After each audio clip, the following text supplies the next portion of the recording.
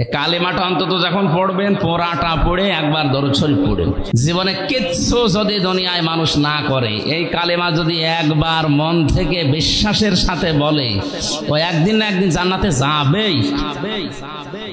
মানে অন্তত আমাদের এই পুঁজিটা তো আছে। হ্যাঁ, আমল হয়তো কম বেশি আমাদের আছে অনেকে। এই কালেমাটা পড়ার সময় মহব্বত নিয়ে বিশ্বাসের সাথে একবার বলবেন, লা ইলাহা ইল্লাল্লাহ। আল্লাহ ছাড়া ইবাদত পাওয়ার মতো যোগ্যতা দুনিয়ায় কারো নেই। হিন্দুরা 12 মাসে 13 পূজা করে, 33 কোটি ওদের দেবতা, আর আমাদের কয়জন? বলেন বলেন। আপনার নামাজ রোজা নফল দান সাদকা ভালো ব্যবহার এটা কম থাকতে পারে, কিন্তু এই বিশ্বাসটা নিয়ে যদি কেউ একবার উচ্চারণ করে মরে যেতে পারে, আর এটা যদি শেষ কথা হয় তো শোনায় সোহাগা।